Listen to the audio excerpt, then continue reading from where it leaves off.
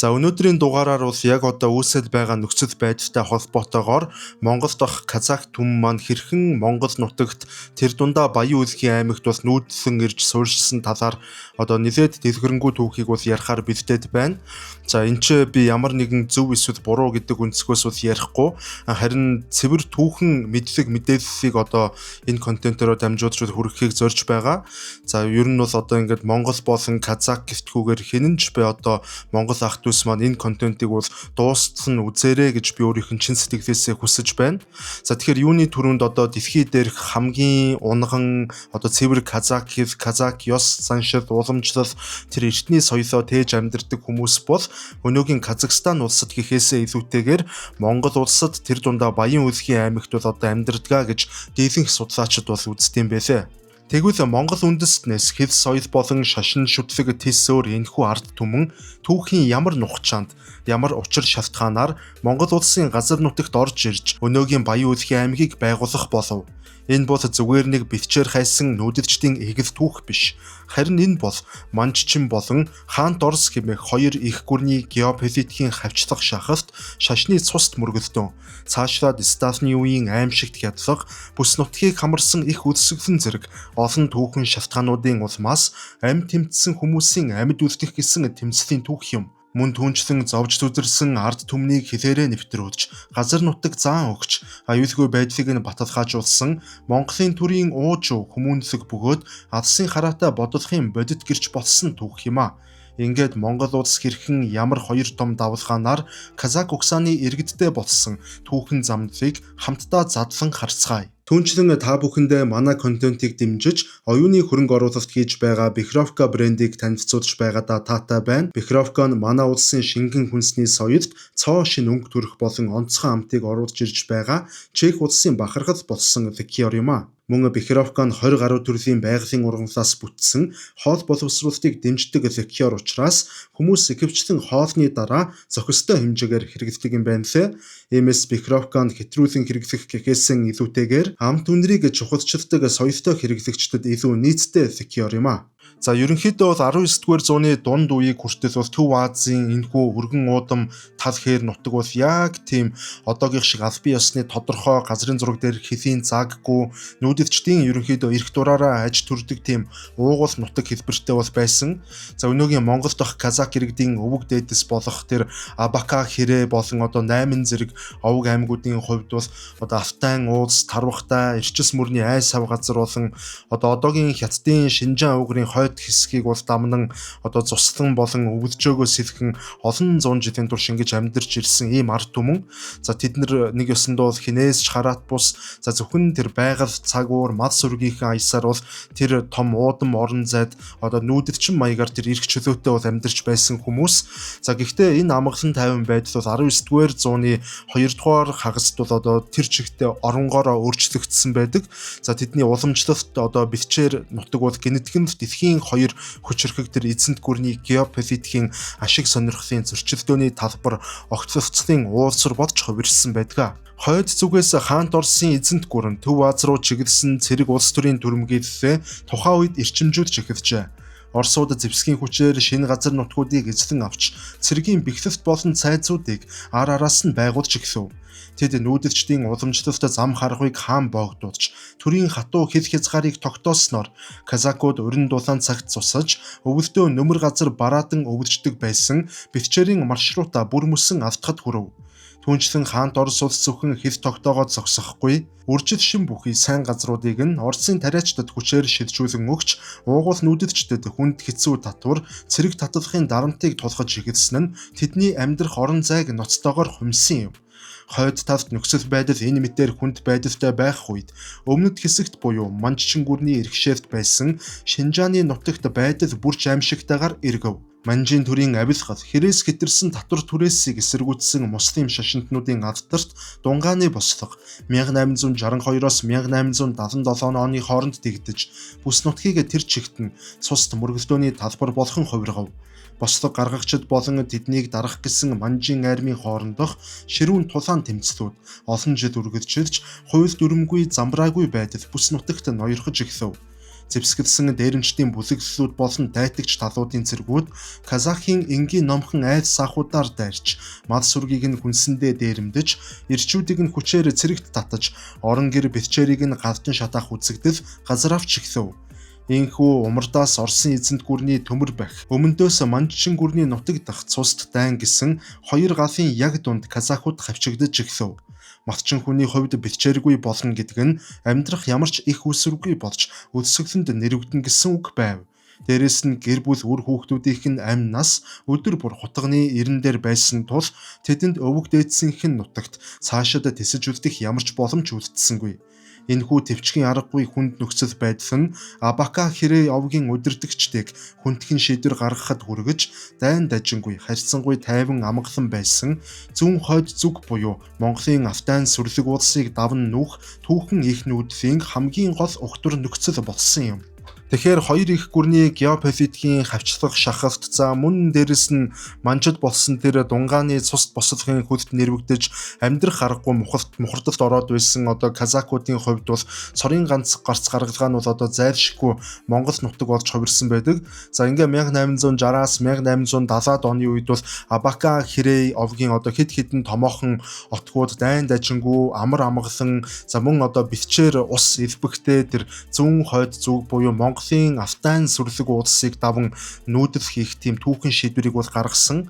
За энэ нүүдэл нь өнөөгийн Монгол улс дахь казак иргэдийн хамгийн ихний аль бие усны суурьшлийн тийм ихний давалгаа болсон гэж бол үздэг юм байлаа. Казакуудын энэхүү шилжилт хөдөлгөөн нь зэвсэг барьсан түрэмгийлэл эсвэл дур мэдсэн хэлийн зөрчил огт байсангүй.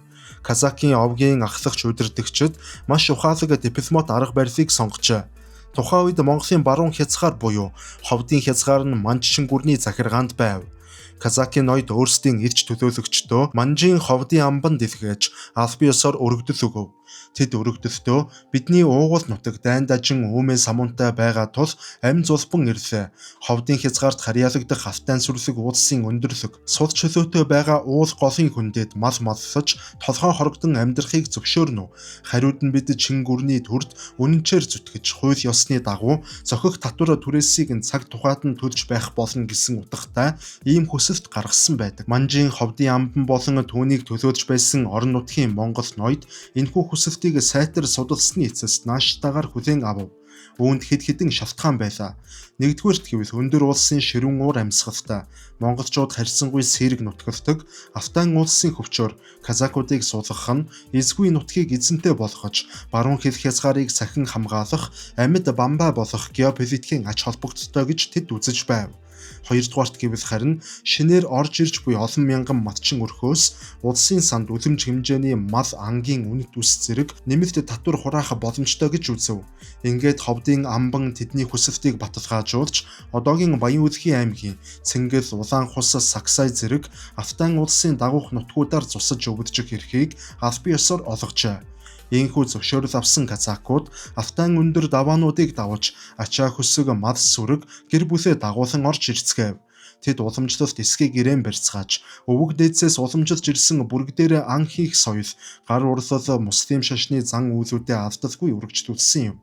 Монголын Автайн улс нь Казахстаны хээр талаас эрсдэс уур амьсгалтай хад асга ихтэй хэдий ч дайн дажингүй инх тайван орчин байсан нь тэдний хувьд том аврал болсон юм. Тэд шин нутагт ирсэн даруйда уугуул оршин суугчид болох Урианхай, Дөрвөд, Торгууд зэрэг Монголын олон овог аймагуудтай хөрш зэрэгэлтэй нутаглаж мал хуугаан арилжиж ан гөрөө хамт хийх зэргээр инх тайвнаар зэрэгцэн оршиж найрсаг харилцаа тогтоож эхэлжээ. Ийхүү цаг хугацаа өнгөрсөөр 1911 он болсон. За 1911 он гэдэг бол зөвхөн монголчуудын хувьд төдийгүй Төв Азийн асар том эргэлт авчирсан ийм он жил бол болсон. За 200 гаруй жилийн турш ноёрхсон Манжчин гүрний төр бол задран унаж монголчууд үндэсний эрх чөлөөний хувьсгалаа бол амжилттай хийж өөрсдийнх нь тусгаар тогтнолоо бол сэргээн мандуулсан. За ингэснээр бол 8 дугаар богд Жавсан дам хутагтаар удирдуулсан шашин төрийг хосолсон богдхаант Монгол улс аль бие ёсоор Азийн цээжнээ бол байгуулагдсан. За энэхүү түүхэн үйл явдал нь бол Монголын нутаг дэвсгэр дээр оршин сууж амьдарч байсан бүх угсаатнуудын хувьд бол цаашдын хувь заяагаа шийдэх хамгийн эзэгтэй мөч болж хувирсан байдаг. Манж гүрэн мөкснөөр Афтан улсаар нутагдж байсан казакуудын өмнө хэд хэдэн сонголт гарч ирэв. Тэд уугуус нутаг болох Шинжаан руугаа буцах эсвэл Оросын эзэнт гүрний харьяанд орох боломжтой байв.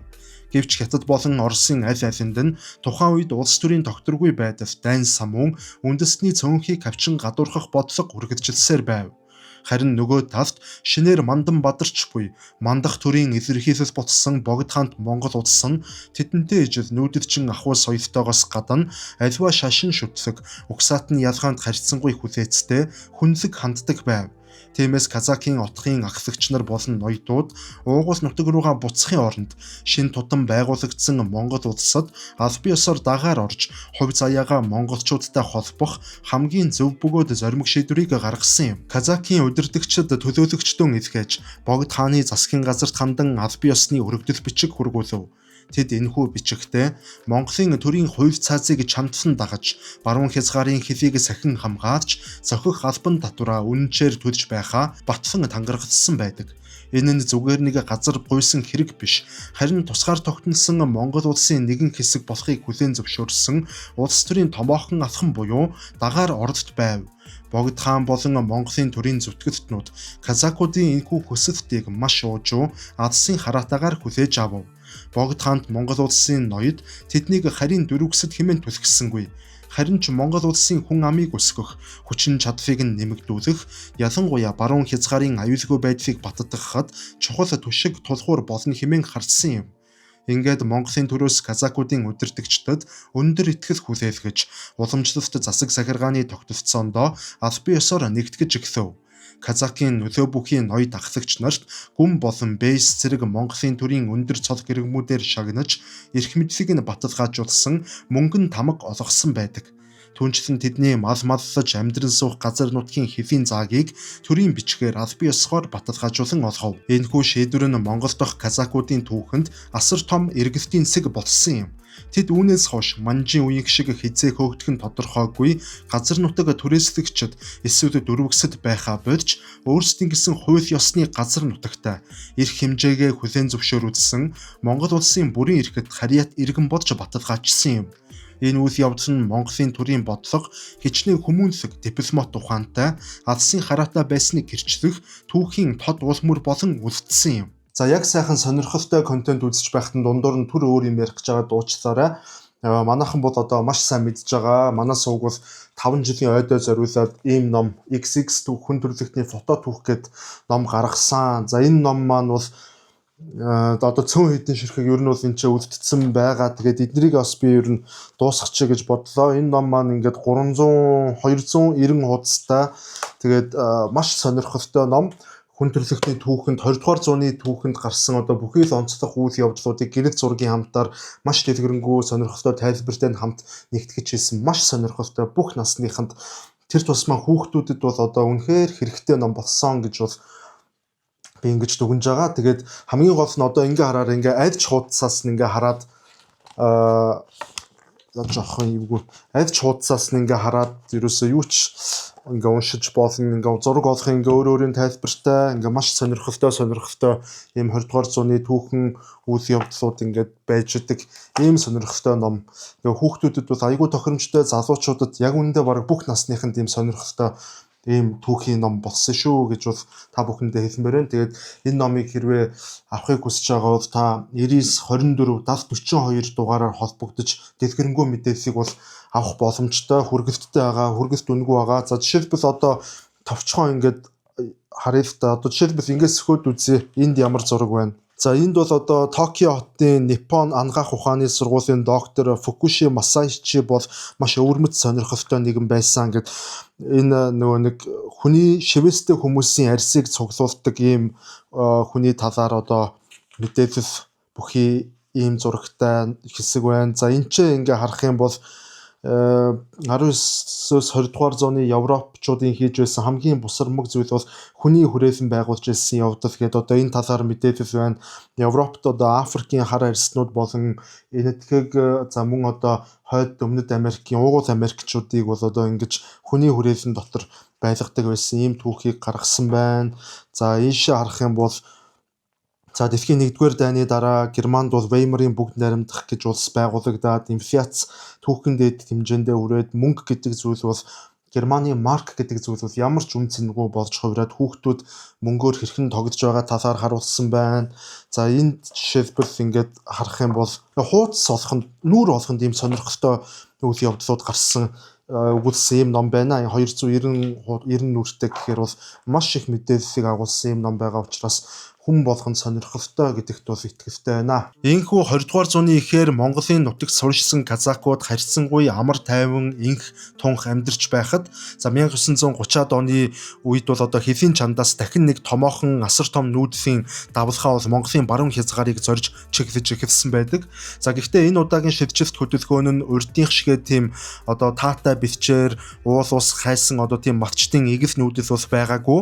Харин энэ бол одоо 20 дугаар зууны хамгийн харгас цус дарангуйлал өссөглөн улс төрийн хядлага зэрэг ийм томоохон маш хүнд шалтгаануудаас одоо амьд зулбсан улс төрийн дөрвөсдийн нүүдэл байсан гэж хэлж болно. За тэд нар одоо хоёр өөр зүгээс хоёр өөр аимшигт нөхцөл байдлаас Монголын нутагт бол одоо зугтан орж ирцгээсэн байдаг. Эхний томоохон шалтгаан нь зөвлөлт холбоот улсад өрнөсөн улс төрийн харгас үйл явцтай холбоотой. 1920-од оны сүүлч 1930-од оны ихээр Йозеф Сталины удирдлага дор зөвлөлт даяар хамтарджуулах буюу хувийн өмч мал хөрөнгийг нийгэмжлэх бодлого хүчтэй явагдав. Ялангуяа Казахстаны нутагт томилогдсон Голешкин гэгч коммунист удирдагч Бага Октябрь хэмээх бодлогыг хэрэгжүүлж олон мянган жил нүүдэлсэн амьдарч ирсэн казак түмний малыг хүчээр булаан авч албатан суурьшуулж эхэлсэн байдаг. Малаа хураалгаж амьдрах их үсвэргүй болсон хүмүүсийг түүхэндээ байгаагүй аимшигт үсгэсэн нөмөрсөн бөгөөд үүнийг түүхэнд Ашаршевик буюу Голешкины геноцид хэмээн нэрлэдэг. Энэхүү зохиомол өлсгөлөнгийн улмаас Казахстаны хүн амын 3.1 буюу 1.5-аас 2 сая орчим хүн амиа алдсан юм.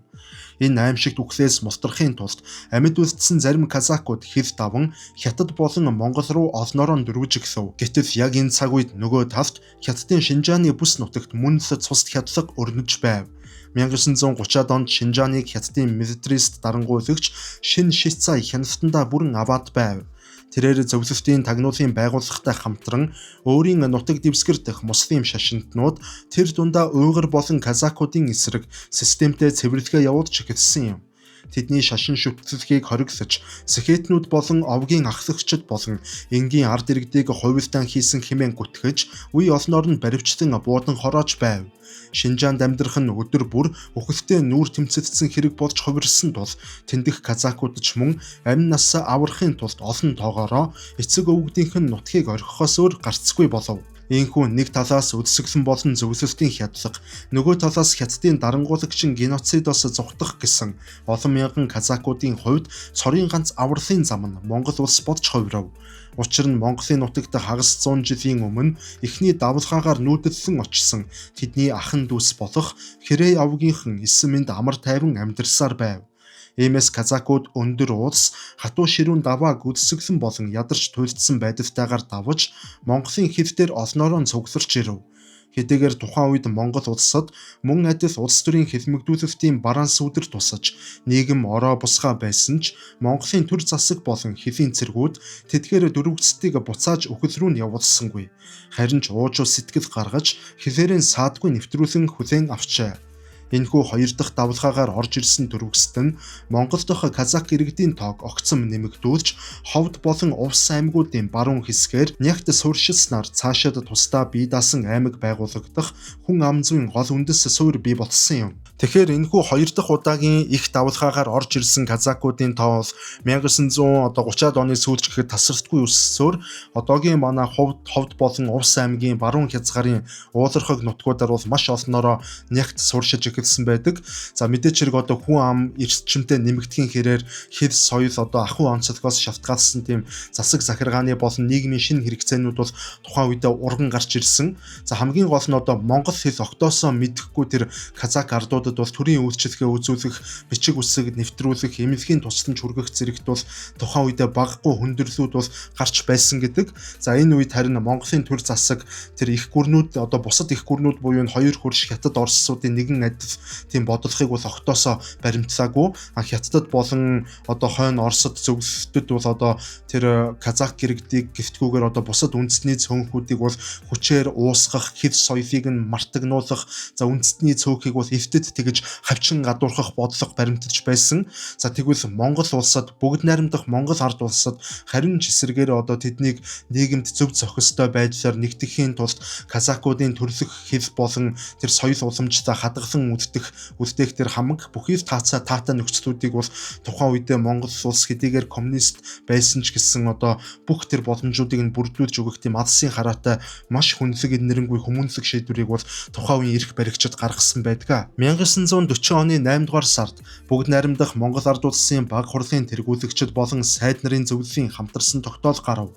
Энэхүү тогтоолоор ховд болон Увс аймгаас казак иргэд олноор төвлөрөн сурчсан сумдыг салгаж, засаг захиргаа, эдийн засаг соёлын хувьд бие даасан цоошин аймгийг аль биесээр байгуулсан юм. Энэ бол өнөөгийн Баян Үлхий аймаг бөгөөд нэрнийх нь утга санаа хүртэл тэднийг үлхийдэн авсан Баян өнөр өтгөн Үлхий нутаг болохыг бэлдэж Баян Үлхий хэмээн нэрлэсэн түүхтэй. Шинэ аймаг байгуулагдсан зүгээрчний газар нутгийн зураас татсан хэрэг байсангүй. Энэ нь казакуудад өөрсдийн дотоод хэрэгээ төрлөх хэлээрээ явуулах, бүрэн эрхийг олгосон явдал байв. Аймгийн удирдлага, сумдын дарга нар, шүүх цагдаагийн байгууллагын ажилтнууд нь ихэвчлэн казакууд өөрсдөө байх бөгөөд албан хэрэг нь казак хэлээр явагдах тухайн үеийн эрх зүйн орчин бүрдсэн юм. Хүүхэд багчууд их хэлээрээ сурч боловсрох, казак сургууль олноороо байгуулагдаж, казак хэл дээр сонин сэтгүүлүүд, тухайлбал Жана Өмир буюу шинэ амьдрал сонин гэх сонин тогтмол хэвлэгдэж эхэлжээ. Мөн орон нутгийн радио нэвтрүүлэг хүртэл цацагдах болсон юм.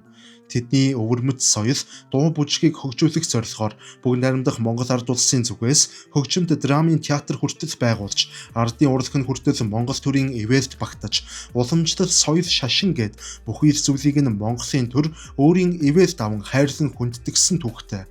Баян Үлхийн аймаг байгуулагдсан нь Монгол дахь казакуудын сэтгэл зүй болон улс төрийн статуст гарсан тухайн үеийн хамгийн том түүхэн дэвшил, томоохон хувьсгал болсон юм.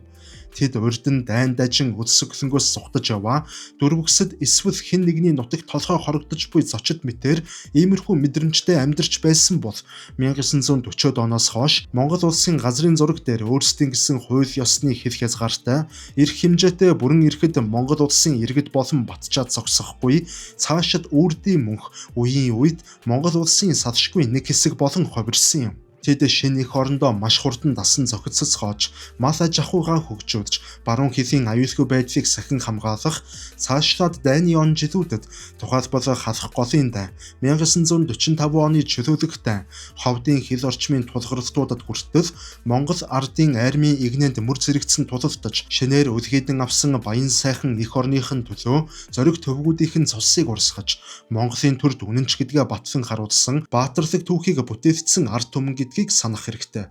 Энэ түүхийг өнөөгийн казакын залуучууд өөрсдөө хүртэл санаж ухамсарлах хэрэгтэй. За ингэж явсаар цаг хугацаа өнгөрсөөр 1990-ад он болсон. 1990-ад он бол зөвхөн дан ганц Монголын түүхэн төдийгүй Төв Азийн геополитикт бол томоохон өөрчлөлт авчирсан тийм эрүү үе байсан.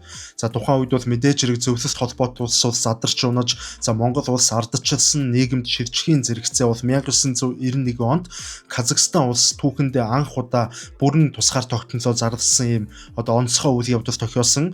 Энэхүү үйл явдал нь 100 гаруй жилийн өмнө тэр автайн өндөр сүрлэг уулсыг даван ирж сууршиж байсан Монголын казакуудын амьдралд бол дахин нэгэн түүхэн сонголтыг авчирсан юм томоохон үйл явдал болж хувирсан байдаг. Шин тутам тусгаар тогтнолоо зарлаж тунхагласан Казахстан улс дэлхийд даяар тархан суршсан элэг нэгтнүүдээ түүхэн их орондоо буцаж ирэхийг уриалсан Оролман буюу одоогийнхоор Кандас ба цусан төрөлтөнгөх хөтөлбөрийг засгийн газрын түвшинд хэрэгжүүлж эхлэв. Энэхүү уриалгын дагуу 1990-ад оны эхээр Баян Үлхий аймгаас 60,000 орчим казак иргэд бүх хөрөнгө хогчлоо борлуулан Казахстан улсыг зорин нүүдэлсэн байдаг. Энэ бол түүхэн их нутагтаа очиж шин тутам байгуулагдсан Казахстан улсаа зохицлон хөгжүүлэх гэсэн казак төмний хүсэл тэмүүлэл мэдээж хэрэг буруутгах аргагүй сонголт байсан гэж хэлж болно. Гэвч бүх зүйл тэдний төсөөлсөн шиг байсангүй. Зөвлөлтийн бүрэлдэхүүнд 70 гаруй жил байсан Казахстан улс нь нийгэм болон ахуй амьдрал хэл соёлын хувьд аль хэдийнэ бүрэн орсчсон байв. хотын соёл зөнхөлсөн тал хээр болон говирхуу нутагтай шинэ орчин нь автайн өндөр сүрлэг уулсын өвөрт цэвэр нүүдэлчин ахуйгаараа байгальтайгаа шүтэгцэн амьдарч дассан Монголын казакуудын хувьд дасан зохицоход асар хүнд сорилт болон хувирсан юм. Түүнчлэн нутгийн иргэд тэднийг монголчууд хэмээн гадуурхах хандлага нэлээд ихээр цухалсаж байв. Ийхүү уур амьсгал нийгмийн орчин ахуй эрс тис ялгаанаас шалтгаалan нүүж очсон иргэдийн багагүй хэсэг нь хэдхэн жилийн дараа буцаад л Монгол руугаа нүүж ирсэн байдаг. Энэ үйл явдал нь баян үлгийн казакуудын хувьд Монгол улс зүгээр нэг амьдрах газар биш, харин аль хэдийнэ нэгэнт хүн холбоотой жинхэнэ эх орн болсон байсныг батлан харуулсан онцгой үйл явдал байв. Өнөөдөр олон улсын угсаатны зөвчид, эрдэмтэн судлаачид нэгэн дуугаар дэлхий дээрх хамгийн цэвэр унган казак гэхэл казак ёс заншил Казахстанд биш, харин Монголын баян үлгийдэд хадгалагдсан үлджээ хэмээн дүгнэдэг. Казахстаны казахууд хэл соёлын хувьд орсчиж, Шинжааны казахууд хятадчлах бодлоход өртсөн бол Монголын казахууд харин автайн өндөр уулсын байгалийн тусгаарлагдмал байдал болон Монголын төрийн уужуу ардчилсан бодлохын ачаар өөрсдийн соёлын дархлаагаа ямар ч холцгүй хамгийн төгсөөр нь хадгалж үлдэж чадсан юм. Тэр тусмаа дэлхий дээр зөвхөн түүхийн ном болон музейдэл үлдсэн гэгдэж байсан эртний нүүдэлчдийн бүрэг дээр ан хийх соёл буюу Беркутчи зөвхөн Монголд л амьдаар оршин тогтнож байна. Өнөөдөр Бүргэдийн баяр нь дэлхийн өнцөг булан бүрээс жуулчдыг соронзон мэт татдаг. Монгол улсын аялал жуулчлалын хамгийн том брэндүүдийн нэг болж ЮНЕСКОгийн хүн төрөлхтний соёлын биет бус өвд хүртэл бүртгэгджээ. Тэгэхээр эцэст нь ерөнхийдөө дүгнэж хэлэх юм бол нэгэн цагт одоо амь гуйж бусдын нутагт бол толгой хорогдохоор ирж байсан казакийн дөрвөсөд бол өнөөдөр нэгэнтээ Монгол улсын нийгэм болон эдийн засаг, улс төр, урлаг, спортын амьдралд хүртэл бүх салбарт өөрсдөө гэсэн маш тод уул мөрийг үлдээсэн тийм Монгол улсын бахархалт иргэд болж хувирсан гэдгийг бол ойлгох хэрэгтэй. За тэд нар Монгол улсын их хурл төлөөллөө суулгаж, олон улсын тэмцээн уралдаанд Монгол улсынхын төрийн далбайг мандуулж, за хэвийн багнаа хүртэл нэр төртэйгээр манан зогсож байгаа казак хөвгүүд бол маш олон байгаа. Мөн өнөөдөр бол казак иргэдийн тоо бол 100 мянга бол холд авсан гэдэг ийм мэдээлэл байгаа. Тэгэхээр энэ олон хүмүүсийн дунд бол хитрхи тийм экстремист үзэлтэй, хэд үндэсний үзэлтэй, за яах вэ тодорхой хэмжээгээр бас монголчуудыг үзен яддаг ч юм уу, монголчууд биднийг дарамтгаж чинь, даварж чинь гэдэг иймэрхүү үзэл баримттай хүмүүс бас байхыг үгүйсэхгүй. Гэхдээ нийт олон казак түмэн казак иргэд маань бүх нийтээрээ бол тийм туулширсан үзэлтэй хүмүүс биш юмаа гэдгийг маш сайн ойлгох хэрэгтэй. За яах вэ улсын хурлын гишүүн хэн бисээ улсын хурлын гишүүн байгаад бригадын генерал байгаад Казахстаны талд урвсан гишүүн хүн байгаа. Тэр мэтэр бас тийм хүншгүй муухай үйлдэл гаргасан эх орноосоо урвсан ийм хүмүүс ч гэсэн ийм казак хүмүүс мэрсэр байгааг бол бас яалтчгүй хүлээн зөвшөөрнө. Тэр гэхдээ муухай хүмүүсээр бас бүх казакуудыг ингэж бол дүгийлгэж болохгүй. Дээрэс нь казак иргэд маань өөрсдөө хүртэл энэ өөх түүхээ сайн судлаж энэ дээр үед энэ 100 гаруй жилийн өмнө хэрхэн Монгол нутагт бас нүүдэлсэн ирж Монголын ард түмэн бас ямар сайхан өгөөмөр нинжин сэтгэл гаргаж ингэж казак түмнийг гэж хайрлаж хүндэтгэж үг соёлоо өнөөдрийн дайтай ингэж авч явахад нь тусадж байсан энэ өгөөмөр сэтгэлийн түүхийг ч гэсэн казак түмэн маань бол мартах учиргүй. Үрийн үед өөрсдийнх үр хүүхдүүдтэй одооны энэ шин цаг үеийн казак залуучуудад, казак хүүхдүүдэд бас Монголын ард түмэн бол та бүхний өрсөлдөгч эсвэл дайсан биш ээ. Харин та бүхний бол ах дүүс юм аа. Бид нар бүгдээрээ нэг Монгол хүмүүс юм аа. Бид нар өнөөдөр энэ Казахстаны казакуудтай бол хамааралгүй. Яг хэв соёлын хувьд нэг байж болно. Гэхдээ бидний төрсөн нутаг, бидний хайрлаж явдаг цорын ганц их орн бол энэ казак Монгол нутаг юм шүү гэдгийг та бүхэн бас ойлгуулж ингэж үр хүүхдүүддээ сайн ойлгуулж энэ түүхийг бас ингэж нэг мэдрүүлж сургаж өсгөх ёстой болов. Энэ бүхнийг мэдгүйгээс болоод казак болон Монгол энэ хоёр хүмүүсийн хооронд ингээд нэг улсын иргэд тэрний юм зөрчилдөөн үүсэт байгаа нь бол надад бол маш онцгүй байна. Улс орн бол нэгдмэл байж хүчрхэг байх ёстой. Тэгэхээр аль тавтаа бол хичээх хэрэгтэй. Казакийн казак баян үлгийн аймгийн казак иргэд маань бол казак хүмүүс маань бол мэдээч хэрэг Монголд амьдарч байгаа болохоор Монгол улсынхын төрийн хууль цаазыг бол маш ягштал чандлан мөрдөж янз бүрийн яриануд байдаг шүү дээ. Монгол иргэдийг гадуурхдаг нөгөө хоршуулгын газар юунуудаа Монгол айсуудын бууц руу одоо өвдөж хаваржаа руу ингэж түрж бариудж монголчуудыг зүхтаалгадаг гэх мэт иймэрхүү ярианууд бол яг үнэндээ байдаг. Гэхдээ энэ бүх яриануудад та нар өөрсдийнхөө үйл хөдлөлөөр ингэж хариу тайлбар үзүүлж тэр байдал хэрэг үнэхээр байдсан бол ингэж таслан зогсоож аль талдаа ухамсартай байх хэрэгтэй.